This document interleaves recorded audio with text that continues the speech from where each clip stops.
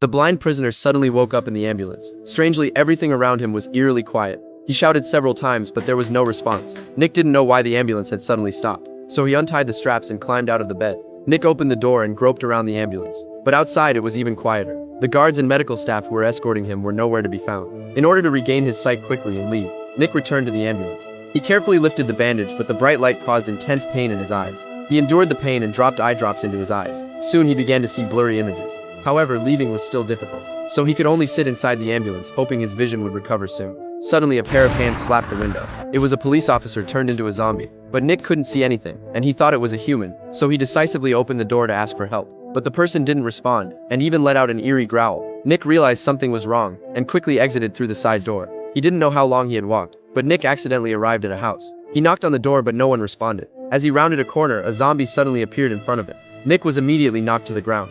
Fortunately, a rack blocked the attack. During the struggle, the zombie tore off his bandage. The sudden light stabbed at Nick's eyes in pain. He pushed the zombie away with all his strength, and then used the rack in his hands to defeat it. He never expected humans to turn into flesh-eating monsters. Nick finally realized the seriousness of the situation, and hurriedly entered the house, following the wall. As soon as he shut the door, his eyes started hurting intensely again. Nick had no choice but to find a cloth to cover his eyes again. After resting for a moment, he began to feel his way around the house. The windows had been reinforced by the homeowner, apparently to prevent zombie attacks. In order to survive, Nick began to familiarize himself with every corner of the house.